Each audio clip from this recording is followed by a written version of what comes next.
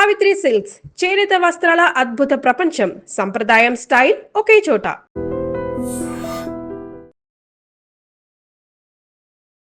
నమస్తే, welcome to I dream weekend update with కవిత.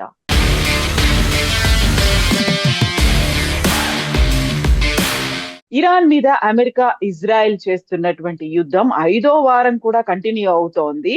భీకరమైనటువంటి దాడులు చేస్తాం, 2-3 వారాలు కొనసాగుతుంది అని డొనాల్డ్ ట్రంప్ అనౌన్స్ చేస్తున్నారు. ఇరాన్ ని పాత రాతి యుగానికి తీసుకెళ్తాము అనే మాటతో పాటుగా ఇరాన్ లో ఉన్నటువంటి అతి పెద్ద బ్రిడ్జ్ ను కూడా ధ్వంసం చేసింది అమెరికా. నెక్స్ట్ ఏం చేయబోతోంది? పాత రాతి యుగం అంటే ఇంకా ఇంతకు మించినటువంటి దాడులు ఉంటాయా? మనతో పాటుగా ఉన్నారు ఫౌండేషన్ ఫర్ డెమోక్రటిక్ రిఫార్మ్స్ నుంచి డాక్టర్ జయప్రకాష్ నారాయణ గారు. సార్ నమస్తే. నమస్తే కవిత. సార్, ట్రంప్ గురించి మనం మాట్లాడుకుంటే ప్రతిసారి ఒక డిఫరెంట్ స్టేట్మెంట్ ఉంటుంది అన్న దానికి తోడుగా ఆయన ఇంతకు మించి ఇంకా చేసి చూపిస్తాము, నేనేంటో మా అమెరికా ఏంటో చూపిస్తాము అనేటువంటి మాట. నెక్స్ట్ ఏంటి సార్? అసలు ఇరాన్ కూడా అదే చాలా క్లియర్ గా చెప్తుంది, మాది 6,000 సంవత్సరాల చరిత్ర, మాది మీది ఆఫ్టర్ ఆల్ 250 సంవత్సరాల చరిత్ర అనేది. సో ఇరాన్ కూడా అంతే స్ట్రాంగ్ గా ఉందా? కవిత, డొనాల్డ్ ట్రంప్ మాటలు చాలా బాధ్యతారహితమైనటువంటి. రాత్రి ఆయన ప్రసంగాన్ని నేను కూడా తర్వాత చూశాను. రాత్రి యుగంలోకి పంపిస్తానని ఇరాన్ దేశం గురించి మాట్లాడడం చాలా, ఒక అమెరికా అధ్యక్షుడు ప్రపంచంలో అంత కీలకమైన స్థానంలో ఉన్న మనిషి ఆ మాటలు మాట్లాడడం అత్యంత బాధాకరం. ఏమన్నా మీకు పగ ఉంటే ఇరాన్లో ఉన్నటువంటి ఆ ముల్లాల ప్రభుత్వం మీద, ఎందుకంటే వాళ్ళు డెత్ టు అమెరికా అని, డెత్ టు ఇజ్రాయెల్ అని చెప్పి అంటున్నారు. అణ్వాయుధాల కోసం ప్రయత్నం చేస్తున్నారు. ప్రపంచంలో చాలా చోట్ల 4 టెర్రరిస్ట్ దళాలని వాళ్ళు పెంచి ప్రోత్సహించి వాళ్ళని పోషించి వాళ్ళ ద్వారా ప్రపంచాన్ని, ఇజ్రాయెల్ని చికాకు పరుస్తున్నారు. ఇవన్నీ కూడా అభ్యంతరకరమైనటువంటి. కానీ అది ఇరాన్ ప్రజల మీదకి మళ్ళించి, ఇరాన్ దేశం మీదకి, ఆ ప్రజల మీదకి మళ్ళించి ఆ కోపాన్ని అనుకుని నెరవేరలేదని చెప్పని ఇరాన్ రాజ్యాంగంలోకి పంపిస్తానని చెప్పంటాం. కానీ లేకపోతే పౌర సదుపాయాలని, మిలిటరీ ఇన్ఫ్రాస్ట్రక్చర్ మీద దాడి చేయడం వేరు, అణ్వాయుధాల మీద దాడి చేయడం వేరు, కానీ పౌర సదుపాయాల మీద దాడి చేయడం వేరు. బ్రిడ్జ్లు కావచ్చు, మరొకటి కావచ్చు, విద్యుత్ కావచ్చు, మంచినీళ్ళు కావచ్చు. ఇది పూర్తిగా బాధ్యతారహితమైన చర్య. ప్రపంచానికి పరోక్షంగానో ప్రత్యక్షంగా నాయకత్విస్తున్నట్టు అమెరికా ఇలా ప్రవర్తిస్తే ఇంకా ప్రపంచానికి దిక్కెక్కడ? ఓ పక్కనేమో సరిగ్గా లోతుగా ఆలోచించకుండా హడావిడిగా యుద్ధంలోకి దిగి ఆ హార్మోన్ స్టేట్ మూతపెడితే ప్రపంచమంతా అల్లకల్లోలమవుతుంది. డొనాల్డ్ ట్రంప్కి తన రాజకీయ భవిష్యత్తు, తన పార్టీ రాజకీయ భవిష్యత్తు, ఎన్నికల ఫలితాలు తప్ప ప్రపంచం ఎట్లా అయిందన్నది ఏమాత్రం పట్టడం లేదు. అంటే సమస్య సృష్టించింది వాళ్ళు, పరిష్కారం మాత్రం నాకు అనవసరం, మీ చావు మీరు చావండి అంటున్నాడు. మన కన్యాశుల్కంలో అగ్నిహోత్రోధాలను అంటాడు, కూతురి పెళ్లి బాల్య వివాహం చేయడం సంకల్పిస్తే భార్య మిగతా వాళ్ళు వద్దని చెప్పంటే తాంబూలాలు ఇచ్చేసాను, తన్నుకు చావండి అని చెప్పాను. ఈయన తీరు అట్లా ఉంది. చేసినంత ఆయన. యుద్ధానికి అనాలోచితంగా తొందరపాటుతో దిగింది తాను. యుద్ధం పర్యవసానం వల్ల ప్రపంచం మొత్తం అల్లకల్లం అవుతుంది. అమెరికాకి పెద్ద ఇబ్బంది ఉండదు. అమెరికాకి ఏం నష్టం? ఎందుకంటే అమెరికాకి వాళ్ళ అవసరాన్ని మించిన ఉత్పత్తి ఈ ముడి చమురు కానీ లేకపోతే ఇంధనం కానీ ఉన్నది. అమెరికా ఆర్థిక వ్యవస్థ చాలా పటిష్టంగా ఉంది ప్రస్తుతం. ప్రపంచం అంతా అల్లకల్లోనమైన అమెరికాకి ఇబ్బంది లేదు. కాబట్టి మాకు ఇబ్బంది లేదు. కాబట్టి నాకు కావాల్సిన నా రాజకీయమైన ఎన్నికల ఫలితాలు తప్ప నేను సమస్యను సృష్టిస్తాను, మీ బతుకుని అందరికీ గందరగోళం చేస్తాను, మీ చావు మీరు చావండి అని చెప్పంటే అంతకంటే దారుణం ఇంకేమైనా ఉందా? సరే, ఇరాన్లో బాధ్యత రాహిత్యం మనకు తెలిసింది. ఇరాన్లో ముల్లాలు వాళ్ళ ప్రజల ఉన్నతి కోరుకున్నట్టయితే అసలు ప్రవర్తనలో ఉండేది కాదు. గత 50 సంవత్సరాల్లో వాళ్ళ ప్రజల ఉన్నతి కంటే అయితే వాళ్ళ అధికారం, లేదంటే వాళ్ళు నమ్మినటువంటి మత విశ్వాసాలు అవే ముఖ్యంగా అనుకుంటున్నారు. కాబట్టి వాళ్ళు ఏమంటున్నారు మొదటి నుంచి, మీరు గనక మా మీద ఇలా దాడి చేస్తే మేము మధ్యప్రాచ్యంలో గల్ఫ్ దేశాల్లో ఉన్నటువంటి ముడి చమురు నిల్వలు మొత్తాన్ని నాశనం చేస్తాం, ఇంధన నిల్వలని మొత్తాన్ని నాశనం చేస్తాం, చివరికి మంచినీళ్లకు అందించేటువంటి డీసెలినేషన్ ప్లాంట్స్, అక్కడ మంచినీళ్ళు దొరకవు ఎడారంతా. కాబట్టి చాలా మేరకు సముద్రంలో ఉన్న ఉప్పు నీళ్ళని మంచినీళ్ళుగా మార్చడమే ఆధారపడిన దేశాలవి. ఆ మొత్తాన్ని ధ్వంసం చేస్తాం. అంటే అక్కడ లక్షల మంది ప్రజలు చచ్చినా పర్లేదు, మేము మాత్రం అలా చేస్తూ ఉంటారు. ఇరాన్ చేయడం తప్పే, కానీ అమెరికా బాధ్యత గల ప్రభుత్వం, ప్రపంచానికి నాయకత్వం ఇస్తున్నది, ప్రపంచంలో అపార ప్రభావం చూపెడుతుంది, ఒక సూపర్ పవర్. సమస్యని సృష్టించి మీ చావు మీరు చావండి అని చెప్పని ఇరాన్ మొత్తం దేశాన్ని ఆ కోపంతో కష్టతో మాటలొంగట్లేదని చెప్పని కోపంతో కష్ట భస్మపట్ల చేస్తానంటాం పూర్తిగా బాధ్యతారహితమైన చర్య. దాన్ని మనంతా గ్రహించాలి. సో మీరు ఎంతలా దాడి చేస్తారో అంతకు మించి మేము సిద్ధంగా ఉన్నాము, ప్రజలందరూ కూడా మిలియన్ల సంఖ్యలో రెడీగా ఉన్నారు అని ఇరాన్ కూడా అలాగే ముందుకెళ్తుంది. 6,000 సంవత్సరాల హిస్టరీ ఉంది అంటే ఎక్కడ ఇప్పటిదాకా ఇరాన్ మీద ఏ ఒక్క దేశం కూడా ఇంతలా అటాక్ చేయలేదు. ఇరాన్ ని కాంకర్ చేయలేదు. ఇరాన్ ఓడిపోయింది అనేటువంటి చరిత్ర లేదు. ఇవన్నీ తెలియకుండానే, అంటే ప్లాన్ ఏలు ప్లాన్ బిలు లేకుండా, ఏ స్ట్రాటజీ లేకుండానే ట్రంప్ వెళ్ళిపోయారంటారా? అసలు సమస్య అదే కవిత. ఇప్పుడు ఇరాన్లో ప్రభుత్వాన్ని దించాలని కోరుకోవటం కానీ, ఇరాన్లో ప్రభుత్వం దురుకుచర్యలను అదుపు చేయడం కానీ, అది ఏ రకంగానూ తప్పు కాదు. చాలామంది ఇది చట్టబద్ధమా కాదా, నైతికమా కాదా అంటే సమస్య నైతికమో చట్టబద్ధమో కాదా అని కాదు. సమస్య ముందు చూపు లేకుండా అంత బలము అంతటి సైనిక పాఠం అన్నటువంటి అమెరికా దుందుడుకుతో దుస్సాహసం చేసింది.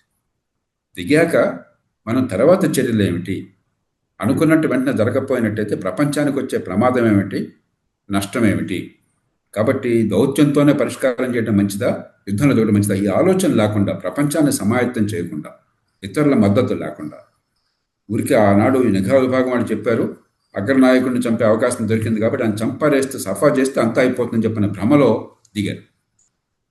సరే, ఆ తర్వాత అయినా కూడా మీ మాటల్లో కానీ మీ ప్రవర్తనలో కానీ దౌత్యానికి దారి తీసేట్టుగా ఉంటే అది ఒక రకం. అలా కాకుండా ఇరాన్లో వాళ్ళు ఎంత అపసవ్యంగా మాట్లాడుతున్నారు అంతకంటే ఎక్కువ దుర్భాషలు మీరు వాడి రెచ్చగొట్టే ధోరణి ప్రదర్శించి మొత్తం నాశనం అయిపోతే నాకేం పోయింది, హార్మోన్ స్టేట్ ఉన్నది, ప్రపంచం మొత్తానికి 20% అంచనా అక్కడి నుంచి వస్తుంది, మనందరికీ తెలుసు. దానికి ప్రత్యామ్నాయం లేదు. కొద్ది భాగం మాత్రం పశ్చిమ తీరానికి, అరేబియా పెనిన్సులా పశ్చిమ తీరానికి మీకు యాన్బో అనేటువంటి బోర్డర్ అవికి సౌదీ అరేబియా పంపించగలుగుతోంది. కానీ 11-12 మిలియన్ బ్యారల్స్ రావటం లేదు. నెల రోజుల నుంచి మొత్తం ఆగిపోయినాయి. ప్రపంచం మొత్తంలో ఈ రిజర్వ్స్ అన్ని వాడినా కూడా ఇప్పుడు ఒకవేళ యుద్ధం రేపు సమాప్తమైనా కూడా కొన్ని నెలల పాటు మీకు ఈ ఇంధనానికి ఆటంకం ఉంటుంది. ఆర్థిక వ్యవస్థ చిన్నాభిన్నం అవుతుంది. పరిస్థితి శృతి మించి అక్కడ ఉన్న ఇంధన వనరులన్నీ కూడా నాశనం చేస్తున్న ఇరాన్ హార్మోన్ స్ట్రైట్లో అంతా మైనింగ్ చేస్తారనుకోండి. అమెరికా వెళ్ళిపోయిన తర్వాత, యుద్ధం ఆగిపోయిన తర్వాత కూడా హార్మోన్ స్ట్రైట్ మనకు అందుబాటులో లేదనుకోండి, లేకపోతే వాళ్ళు రౌడీ మామూలు వసూలు చేస్తున్నారు అనుకోండి, ఇప్పటికీ అంటున్నారు $2 బిలియన్ ఒక్కొక్క ఓడికి అని చెప్పని. సూయజ్ కెనాల్ దాటాలంటే, సూయజ్ కెనాల్ పూర్తిగా ఈజిప్ట్ దేశం సొంత ఆస్తి, అది కృత్రిమంగా నిర్మించినటువంటి కాలువ. ఆ సూయజ్ కెనాల్లో ఓడలు రావడం చేత కొన్ని $10,000, కొన్ని లక్షల డాలర్లు ఒక్కొక్క ఓడకి మిగులుతుంది. ఎందుకంటే ఇంకో 30 రోజులు అదన ప్రయాణం తగ్గుతుంది, 30 రోజులు ఇంధనం ఖర్చు తగ్గుతుంది. ఈ రెండు పోతే కొన్ని లక్షల డాలర్లు ఒక్కొక్క ఓడకి మిగులుతుంది. కాబట్టి సూయజ్ కెనాల్లో $1,06,000, $1,10,000 అక్కడ వసూలు చేస్తున్నారు సగటున, ఒక 40,000, 45,000 టన్నుల ఓడకి. వీళ్ళు ఓడకి $2 మిలియన్ అంటున్నారు. ఇది అంతర్జాతీయ రహదారి, ప్రపంచానికి హక్కులు ఉన్నాయి, ప్రపంచంలో ఇంతవరకు ఎప్పుడు జరగదు అలాంటిది. కాబట్టి ప్రపంచం మొత్తాన్ని అతలకుతలం చేశారు. ఇది మామూలు సంక్షోభం కాదు. ఇది యుద్ధం వల్ల లేకపోతే అక్కడ బాంబులు పడడం వల్ల కొంత నష్టం జరుగుతోంది, కానీ ఇది చాలా చిన్నది. ప్రపంచానికి జరిగే నష్టంతో పోలిస్తే స్థానికంగా యుద్ధం వల్ల జరిగే నష్టం చాలా చిన్నది. వాళ్ళు చైనా కావచ్చు, భారత్ కావచ్చు, ఆగ్నేయేషియా కావచ్చు, జపాన్ కావచ్చు, యూరప్ కావచ్చు, సరే దాడులకు ప్రత్యక్షంగా గురుతున్న మధ్యప్రాచ్య దేశాలు కావచ్చు, అక్కడ గల్ఫ్ దేశాలు కావచ్చు, తీవ్ర సంక్షోభంలో ఇరుక్కుపోయినాయి. వాళ్ళు ఏ పాపం ఎరగరు, వాళ్ళకేం సంబంధం లేదు. మనకేం సంబంధం ఉంది, చైనాకేం సంబంధం ఉంది. కాబట్టి ఇది చాలా దుద్దుకు చర్య. అయిపోయింది, అది అయిపోయింది. కనీసం ఇప్పుడు ఏ రకంగా దీని నుంచి బయటపడాలని చెప్పిన కాస్తంత సౌమ్యంగా ఆలోచించడం, అందరితో గురించి చర్చించడం కాకుండా బెదిరింపులు, హోంకరింపులు, అదేమంటే ఇరాన్ని భయపెట్టేసి రాజ్యాంగంలో పంపిస్తానంటాం. అలా చేయడం వల్ల ఏమైంది, నిజంగా ఇరాన్లో ప్రజలు అత్యధికులకి ఆ ప్రభుత్వం అంటే అసహ్యం ఉన్నది. ఎందుకంటే 10,000 మంది సామాన్య పౌరులను, అమాయకులు, నిరాయుధుల్ని పట్టణ పెట్టుకున్నారు వాళ్ళు, మహిళలతో సహా. వాళ్ళు స్వేచ్ఛ కోసం ఉద్యమాలు చేశారని చెప్పని వాళ్ళందరికీ కూడా మీరు మీ భాష, మీ చేతుల వల్ల వాళ్ళందరూ కూడా దేశభక్తులు అయినట్టయితే ప్రభుత్వాన్ని సమర్థించే పరిస్థితి వచ్చింది. అంటే ఏది కోరారో మీరు దానికి వ్యతిరేకంగా జరుగుతుంది మీ పనుల వల్ల, మీ మాటల వల్ల.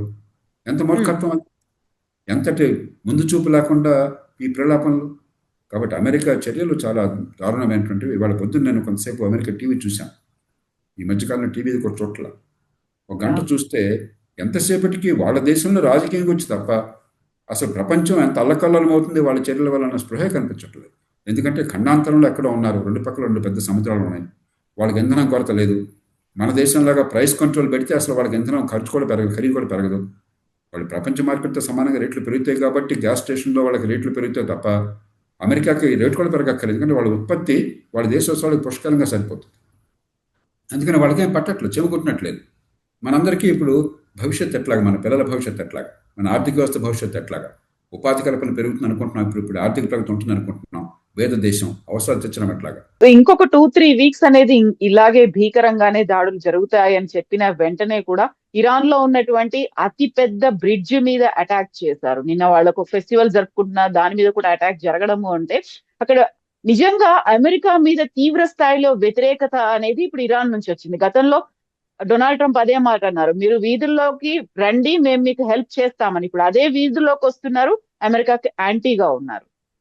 మీరు అన్నట్టుగా ముందు అమెరికా ఇరాన్లో ఒక దారుణమైన మొల్లాల ప్రభుత్వం, మతరాజ్యం, ప్రజల్ని హీనంగా అణిచివేస్తున్నారు, హక్కుల్ని కాలరాస్తున్నారు, దేశాన్ని భ్రష్టు పట్టించారు ఆర్థికంగా, పిచ్చి పిచ్చి విదేశాంగ విధానాలు పట్టుకుని అని చెప్పి అన్నటువంటి వాళ్ళ మీద ఉద్యమం, వాళ్ళ మీద యుద్ధం అని చెప్పన్నది చివరి ఇరాన్ ప్రజల మీద యుద్ధంగా మార్చాడు డొనాల్డ్ ట్రంప్ ఆయన తీరు వల్ల. కాబట్టి ఆ రకంగానూ వ్యూహంగా వాళ్ళ లక్ష్యాలు చదివాయి. ఇరాన్ ప్రజల పాపం 50 ఏళ్ల పాటు దుష్పరిపాలన గురి నలిగిపోతున్నారు. మీకు ఇస్లామిక్ దేశాల్లో ఇరాన్ అంత ఆధునికీకరణ ఉన్న దేశం మరొకటి లేదు. మంచి ప్రమాణాల విద్య, సాంకేతిక నైపుణ్యము, ఆధునిక సమాజము, మానవ హక్కులు, మహిళల హక్కులు ఇవన్నీ కూడా ఉన్న సమాజం గతంలోనే. అవన్నీ క్రమక్రమంగా తగ్గినాయి, నష్టపోయింది ఆ ప్రజలు. దాని తగ్గట్టు ఆర్థిక ఆంక్షలు విధించడం చేత ఇరాన్ ప్రభుత్వం తీరు వల్ల ప్రజలు తీవ్రంగా నష్టపోయి ప్రభుత్వం వ్యతిరేకంగా ఉన్నారు. ఆ ప్రజల మీద మీరు దాడి చేసి ఇరాన్ ప్రజలనే దేశాన్ని అవమానించి ఆ ప్రజలు రాజ్యోగంలోకి పంపిస్తామంటే ఇరాన్ ప్రజలు ఎందుకు ఊరుకుంటారు? కాబట్టి ఏ రకంగా చూసినా కూడా ఇది బాధ్యత గల చర్య కాదు. మామూలుగా ఇది గోండాలు ఇట్లా మాట్లాడుకుంటారు. మన అసెంబ్లీలో కొన్నిసార్లు అలా మాట్లాడుకుంటారు, బస్తీ మీద సవాలని చెప్పని. మరి అంత అగ్రరాజ్యం, అంత గొప్ప దేశం, ఆ దేశాధ్యక్షుడు ప్రపంచానికి నాయకత్వం ఇస్తున్నప్పుడు ప్రత్యక్షంగానో పరోక్షంగానో ఆ స్థాయిలో ఈ మాటలు మాట్లాడడం అంటే అంతకంటే అప్రతిష్ట లేదు. కానీ మన సమస్య అది కాదు. అతడు ట్రంప్ ఎట్లాంటి వాడో మనకు అర్థమైపోయింది. మనం ఇప్పుడు ఈ సంఘటన నుంచి ప్రపంచం మొత్తం బయటపడాలి. ఇప్పుడు మనం ఒమాన్ ఉదాహరణకి, అక్కడ ఒమాన్ కూడా ఇరాన్కి ఎలాగ ఉందో ఆ హార్మజ్ స్ట్రైట్ మీద ఆధిపత్యం ఒక పక్కన, రెండు పక్కన ఒమాన్ ఉంది. ఆ రెండు దేశాలు సంప్రదింపులు జరుపుతున్నారని వింటున్నాం. ఇప్పుడు చైనా గట్టిగా పూనుకోవాలి, భారత్ పూనుకోవాలి, ఈ రెండు దేశాలు కీలక పాత్ర వహించాలి, యూరప్ దేశాలు పూనుకోవాలి, గల్ఫ్ దేశాలు పూనుకోవాలి. ఈ 4 ప్రాంతాల నుంచి ఇరాన్తోనూ ఒమాన్తోనూ కూర్చుని అందరూ అంగీకరించేటువంటి, న్యాయంగా జరిగేటువంటి, అంతర్జాతీయంగా ఈ స్వేచ్ఛ, ఈ నౌకా వాణిజ్యానికి, నౌకల రవాణాకి స్వేచ్ఛ ఉండేట్టుగా, అదే సమయంలో ఇరాన్ ప్రతిష్ట గౌరవం ఉండేట్టుగా ఏదో ఒక మధ్య మార్గాన్ని వెంటనే అన్వేషించడం కోసం మనందరం పూనుకోవాలి తప్ప మనందరం కాలు ఎత్తేస్తే చివరికి సమస్య మరింత ముదిరిపోతుంది. కాబట్టి సమస్య ఎవరు సృష్టించినా కూడా దానికి బాధ్యతలో మనం అంతా. భారతదేశం పెద్ద బాధ్యతలో దేశం, చైనా పెద్ద బాధ్యత దేశం. మనందరి మధ్య ఉన్న పొరపక్షాలు తర్వాత చూసుకోవచ్చు. చైనా కూడా చాలా బాధ్యతగా మాట్లాడుతుంది. చైనా ఏమంటుంది, హార్మజ్ స్ట్రైట్ని వాణిజ్యానికి పూర్వంలాగా అందరికీ అందుబాటులో ఉండేట్టు చేయాలి. చాలా సరైనటువంటి సౌభాగ్య మాట. మనది కూడా అదే మాట, యూరప్ అదే మాట. కాబట్టి మనందరం పూనుకున్నప్పుడు ఏదో రకంగా సయోధ్యని సాధించాలి. అక్కడ కాల్పుల విరమణ, హార్మజ్ స్ట్రైట్ని ఓపెన్ చేసే రీతిని ఉండేట్టయితే కాల్పుల విరమణ వచ్చేట్టు చేయాలి. మనం దీర్ఘకాలిక పరిష్కారం కోసం ప్రయత్నించాలి. Sir, who bells the cat first అంటారు. పిల్లి మెడలో ఎవరు గంట కడతారు అనేది, అది ఎవరున్నారు సార్? ఎవరు ముందుకు వస్తున్నారని మీరు అనుకుంటున్నారు సార్? ఇప్పుడు ఐక్యరాజ్య సమితి మామూలుగా నిర్వీర్యం అయిపోయింది. ఇప్పుడు సరైన ఆదరణ ఐక్యరాజ్య సమితిలో అమెరికా మినహాయిస్తే మిగతా 4 శాశ్వత సభ్యత్వం ఉన్న దేశాలు, చైనా, రష్యా, బ్రిటన్, ఫ్రాన్స్, ఈ 4 కూడా హార్మజ్ స్ట్రైట్ ఓపెన్ కావాలని, ఇక్కడ శాంతి కావాలని కోరుకుంటున్నాయి. అమెరికాకు కూడా అప్పుడు అగౌరవం లేకుండా హార్మజ్ స్ట్రైట్ కనుక ఓపెన్ చేసేటైతే, అణ్వాయుధాలకు వెళ్ళమని చెప్పిన మాట ఇచ్చేటైతే, ఆ 2 షరతులు తప్ప మిగతా 5 షరతులు ప్రస్తుతానికి పెట్టిన తర్వాత చూసుకోవచ్చు, దౌత్యంలో చూసుకుందాము అని చెప్పిన 2 పక్కల ఒప్పించాలి. ఈ 2 ఒప్పుకుంటే కల్పన జరుగుతుంది ఇరాన్కి చెప్పాలి. ఎందుకంటే ఆ విధ్వంసం ఇరాన్కి నష్టమే. దీనిలో అమెరికాకు పోయేదేం లేదు, ప్రతిష్ట పోతుంది. ప్రతిష్ట ఎట్లాగో పోయింది, అమెరికా మీద నమ్మకం పోతుంది. కానీ అమెరికాకి ఆర్థికంగా పెద్ద ఇబ్బంది ఏం లేదు, సైనిక పరంగా ఇబ్బంది ఏం లేదు. చివరికి ఇంకో 15 రోజుల పాటు విధ్వంసం భయంకరంగా జరిగింది అనుకోండి, గల్ఫ్లో ఏమవుతుంది, ఇంధన వనరుల్లో అది ఒక పక్కన, ఇరాన్ దేశానికి, ఆ దేశ ప్రజలకు అంత ముప్పు జరుగుతుంది. విధ్వంసం చాలా తేలిక, పునర్నిర్మాణం చాలా కష్టం. కాబట్టి దాన్ని చూపెట్టి మొహమ్మద్ కోపంతో ముక్కును కోసుకోవద్దు, ఇరాన్ ప్రజలకు అన్యాయం చేయొద్దు, మీ దేశం నష్టపోకూడదు. కాబట్టి హార్మజ్ స్ట్రైట్ను మీరు ఓపెన్ చేయండి, ఆ తర్వాత మిగతా మాట్లాడుకుందాం. ఆ ఒక్కటి ఒప్పుకున్నట్టయితే మనం యుద్ధాన్ని ఆపించి ఏర్పాటు చేద్దామని చెప్పి ట్రంప్ కూడా, చూడండి మీరు గట్టిగా నల్లడు హార్మజ్ స్ట్రైట్ ఓపెన్ చేశారు, మీరు చేయవలసిన చేశారు, భయపెట్టారు, ఇరాన్ని చాలా ధ్వంసం చేశామంటున్నారు, ఇంకా ఊరుకోండి అని చెప్పి ఆయన కూడా చెప్పచ్చు. ఏదో రకంగా మనం సౌజ్యం సాధించాలి. మనమందరం ఇప్పుడు ట్రంప్ని ఏడిపించాలనో, ట్రంప్కి దెబ్బ తగలాలనో మనం పూనుకుంటే, ఇరాన్ ఏడిపించాలో, దెబ్బ తగలాలని పూనుకున్నట్టయితే వాళ్ళకి ఏమవుతుందో తర్వాత చూద్దాం. ఇరాన్కి చాలా భయంకరంగా విధ్వంసం జరుగుతుంది. ట్రంప్కి పెద్ద ఏం కాదు, అమెరికాకి ఏం కాదు, మనందరం నష్టపోతాం. కాబట్టి మన ప్రయోజనాలు ఉమ్మడిగా కాపాడుకోవాలంటే యూరప్, చైనా, భారత్, అక్కడ ఉన్నటువంటి గల్ఫ్ దేశాలు, దాంతోపాటు జపాన్ లాంటి దేశాలు మనందరం పూనుకోవాలి. సో ఇప్పుడు అమెరికాలో చెందినటువంటి క్లౌడ్ సెంటర్లు, డేటా సెంటర్ల మీద కూడా దాడి చేస్తుంది. ఆ తర్వాత అండర్ గ్రౌండ్ లో ఉన్నటువంటి సముద్ర గర్భంలో ఉన్నటువంటి కేబుల్స్ మీద ఒక సైబర్ వార్ఫేర్ కూడా రూపాంతరం చెందుతోంది. ఆ తర్వాత బూట్స్ ఆన్ ద గ్రౌండ్స్ అని అక్కడ ఉన్నటువంటి ఆర్మీ కూడా రంగంలోకి దిగుతున్నారు. ఇవన్నీ చూస్తుంటే ఇది ఈ మధ్యలోనే తగ్గిపోయే అవకాశం కానీ మధ్యవర్తిత్వాలు లేకపోతే శాంతి చర్చలు అనేటువంటి పరిస్థితులు అయితే కనిపించట్లేదు. రెండు కూడా తూతూ మేమే అన్నట్టుగానే వెళ్ళిపోతున్నాయి. కాబట్టి నిజంగా ఇన్వాల్వ్మెంట్ అనేది భారతదేశం నుంచి ముందు నుంచి కూడా కాల్స్ ఏదైనా వచ్చాయి, లేకపోతే ఇతర దేశాలు ఏదైనా ఉంటే భారతదేశం కొంచెం ఫ్రెండ్లీ నేషన్, ఆ తర్వాత న్యూట్రల్ గా ఉంటుంది, మా సపోర్ట్ చేస్తుంది అనేది. బట్ అలాంటి కాల్స్ కూడా రావట్లేదు, మనం కూడా ఇంటర్వ్యూన్ అవ్వట్లేదు, మోదీ ఎందుకు సైలెంట్ గా ఉన్నారు అనేది ఉంది కదా సార్. కవిత, రేపు ఏమవుతుందో మన గురించి చెప్పలేం. కానీ నా అంచనా ప్రకారం డొనాల్డ్ ట్రంప్కి యుద్ధం కొనసాగటం ఇష్టం లేదు. ఎందుకంటే ఇరాన్కి ఏమవుతుంది, ప్రపంచానికి ఏమవుతుందని కదా ఆయనకి చెమకుట్టినట్టు కూడా లేదు. ఆయనకి రాజకీయంగా ఏమవుతుందన్న భయం ఒక్కటే ఉంది ఆయనకి, ఆయన పార్టీకి, ఆయనకి. అమెరికాలో ప్రజాభిప్రాయం తీవ్రంగా వ్యతిరేకంగా ఉంది. కాబట్టి దాన్ని అదనంగా చూపెట్టి మనం ఎట్లాగొట్లా యుద్ధం పరిసమాప్తయ్యే ప్రయత్నం మనం చేయాలి. ఒంటరిగా చేయలేం, ఒంటరిగా మన మాటకు విలువ ఉండదు. కానీ ఈ విషయంలో చైనా, భారత్, యూరప్లో జర్మనీ, ఫ్రాన్స్, బ్రిటన్, ప్రధానంగా యూరోప్ దేశాలు, మిగతావి గల్ఫ్ దేశాలు, మన అందరం కలిసి పూనుకున్నట్టయితే ఐక్యరాజ్య సమితి వేదిక ఉపయోగించుకోవచ్చు. ఫోన్ కాల్స్ ఉన్నాయి, అవి చేస్తే ఇప్పటికే చర్చలు జరుగుతున్నాయి ఎక్కడో చోట. కానీ సంఘటితంగా ఈ అందరూ కలిసి ముందు ఒక అంగీకారానికి వచ్చి ఒక పిలుపునివ్వాలి. ఇంతమంది సంఘటితంగా పిలుపునిస్తే ఇరాన్ అంత తేలిగ్గా కాదనలేదు. ఎందుకంటే చైనా మద్దతు లేకుండా, రష్యా మద్దతు లేకుండా ఇరాన్ కొనసాగదు. రష్యా కావాలి, రష్యా లేకుండా కూడా జరగదు. రష్యా కొంచెం ముందుకు రాకపోవచ్చు, ఎందుకంటే రష్యా లాభపడుతుంది. ఇంధనం ధర పెరిగినట్టయితే రష్యా మీద ఆంక్షలు పోయినా ఇప్పుడు ఇంధనం అమ్ముకోవచ్చు, మనలాంటి దేశాలు కొనుక్కోవచ్చు బహిరంగంగా. రెండోది, రేట్లు పెరిగినాయి, పూర్వం కంటే ఇప్పుడు డబుల్ రేట్తో మనం కొనాల్సి వస్తుంది. కాబట్టి యుద్ధం ఎంతకాలం కొనసాగితే, యుద్ధం వల్ల ఎంత ఉత్పాతం జరిగితే అంత రష్యాకి లాభం ఉండొచ్చు. కానీ రష్యాను కూడా మీరు కనీసం మీరన్న బాధ్యతతో ఉండాలి, మీ గౌరవాన్ని పెంచుకోండి అని చెప్పాలి. అంచేత China, Bharat, Russia, Japan, Europe దేశాలు, గల్ఫ్ దేశాలు ఇవన్నీ కలిసి ఏకగ్రీవంగా పిలుపునిచ్చినట్టయితే ఐక్యరాజ్య సమితిలో ఉన్నటువంటి దౌత్యం బహిరంగంగా ఉపన్యాసాలు అవడం కాదు, ఫోన్లో పనిచేయాలి, గోప్యంగా మాట్లాడాలి అందరితోనూ. దానికి ఒక రంగం సిద్ధం చేయాలి. చేస్తే మంచి అవకాశం ఉన్నది, అవసరం ఉన్నది, అత్యవసరం, అందరికీ అవసరం. పిల్లి మెళ్ళలో ఎవరో ఒకళ్ళు గంట కట్టాలి. దానికి మరి చైనా, భారత్, ఆసియాఖండంలో అందరికంటే బాగా నష్టం జరిగేది ఆసియాఖండంలో. మధ్యప్రాచ్యం అంతా ఆసియాఖండం, గుర్తుంచుకోండి. గల్ఫ్ దేశాలన్నీ ఆసియాఖండంలో దేశాలు. చైనా, భారత్, ఆగ్నేయేషియా దేశాలు, జపాన్ మొత్తం కూడా అక్కడి నుంచి వచ్చే ఇంధనం మీద చాలా ఆధారపడినాయి. కాబట్టి ఆర్థిక వ్యవస్థ చిన్న భిన్నమయ్యేది అందరికంటే ఎక్కువ ఆసియాఖండం. కాబట్టి మనందరం ఆ పాత్ర వహించాలి, మన అవసరం. యూరప్ను బహుశా అమెరికా ఆదుకుంటుంది, మిగతా అవన్నీ కాంట్రాక్టుల అవసరం రద్దు చేసుకుని వాళ్ళ దేశానికి వాళ్ళు ఇచ్చుకుంటారు, యూరప్ కావాల్సింది పంపిస్తారు. మన తర్వాత పట్టించుకుంటారు, మనకు ఫస్ట్ ప్రయారిటీ ఎవరు వాళ్ళు. కాబట్టి దీనివల్ల విధ్వంసానికి, దీనివల్ల నష్టపోయేది ఆర్థికంగా ఆసియాఖండంలో దేశాలు. కాబట్టి మనం ముందు బాధ్యత తీసుకోవాలి, యూరప్ను కలుపుకోవాలి. అయితే చైనా ఇండైరెక్ట్ గా ఇరాన్ కావాల్సినవన్నీ అందుబాటులోకి పెట్టింది. డిఫెన్స్ మెకానిజం కావచ్చు, లేకపోతే వాళ్ళకి కావాల్సినటువంటి టెక్నాలజీ కావచ్చు, ఇండైరెక్ట్ గా చైనా నుంచి హెల్ప్, ఒక సపోర్ట్ అనేది వస్తున్నప్పుడు కాబట్టి చైనాకి ఇరాన్ మీద ఎంతో కొంత పట్టు ఉంటుంది. ఎందుకంటే చైనా మద్దతు లేకుండా, రష్యా మద్దతు లేకుండా ఇరాన్ కొనసాగడం అసాధ్యం. కాబట్టి చైనా ఖచ్చితంగా యుద్ధం ఆగాలని కోరుకుంది, బహిరంగంగా చెప్తున్నారు వాళ్ళు. చైనాకి మొట్టమొదటి ప్రయారిటీ వాళ్ళ దేశంలో ఆర్థిక వ్యవస్థ పెరగడం. కాబట్టి చైనాకి ఆవేశంలో మీరు చైనా మీద మనకి వాళ్ళ గొడవలు ఉన్నాయి, కానీ చైనా ఇప్పుడు కూడా రేషనల్ యాక్టర్, అంటే హేతుబద్ధంగా ఆలోచించేటువంటి పాలనా వ్యవస్థ అక్కడ. వాళ్ళ దేశ ప్రయోజనాన్ని సరిగ్గా అంచనా వేసుకుని దానికోసం పోరాడే వ్యవస్థ. అంటే చైనా యుద్ధం ఆపాలని కోరుకుంటారు, నాకేమాత్రం అనుమానం లేదు దానిలో. మరి భారతదేశం సార్ ఇంటర్వ్యూన్ అవుతుందా, టైం తీసుకుంటారా, లేకుంటే వాళ్ళ కోసం కాదు, వాళ్ళ కోసం కాదు మనం జోక్యం చేసుకోవచ్చు, మన కోసం జోక్యం చేసుకోవాలి. నెల 2 నెలలు తట్టుకోగలం, కానీ ఈ సంక్షోభం వల్ల కొన్ని నెలల పాటు కనుక మనకి ఇంధనం లేకుండా ఉంటే మన దేశం తట్టుకోలేదు, ఆసియాఖండంలో ఏ దేశమో తట్టుకోలేదు. అందులో ఆర్థిక వ్యవస్థ కాస్త పెరిగే అవకాశం ఉంది అనుకుంటున్నా, కాస్త చాలా కాలం తప్పులు చేశాము. ఈ మధ్యకాలం ఆర్థిక వ్యవస్థ పెరిగే అవకాశం ఉన్నది. ప్రభుత్వం కూడా కొంచెం ప్రతిభటన వ్యవహరిస్తుంది. భవిష్యత్తుని బాగా మలుచుకోవాలనుకుంటున్నాం. అలాంటిది ఇది పెద్ద దెబ్బ అవుతుంది మన ఆర్థిక వ్యవస్థ. కాబట్టి మనం పూనుకోవాలి. బహిరంగంగా బేరాలు పలకటం కాదు,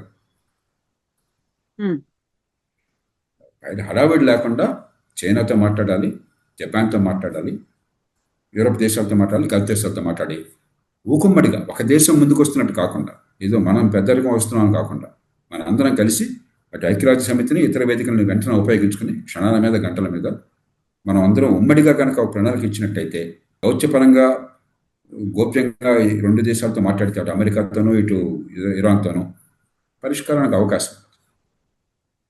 ఎస్ సార్, చూద్దాం ఎంతకాలం కొనసాగుతుంది, ఎవరు ముందుకు వస్తారు అనేది. Thank you so much sir. Thank you sir. And for more videos, Please subscribe to iDream. Please subscribe to iDream. Please subscribe iDream. And please subscribe to iDream. For more videos, subscribe to iDream. please like, share and subscribe to the channel. Congratulations, iDream. Subscribe to iDream. Subscribe to iDream. So subscribe to iDream Media. iDream team andarki huge congratulations. Please subscribe iDream Media. Please subscribe to iDream. Subscribe iDream. Please subscribe to iDream. iDream అంటే నా కళల ఛానల్ను subscribe చేసుకున్న నోరు తిరుగుతలేదు, మీరైతే గంట గుర్తు కొట్టండి. For more such videos, please subscribe to iDream. Subscribe to iDream. Please subscribe to iDream. Please subscribe iDream Media. Please do subscribe to iDream. Please subscribe to iDream Media. For best entertainment and information, please subscribe iDream. And don't forget to subscribe to iDream.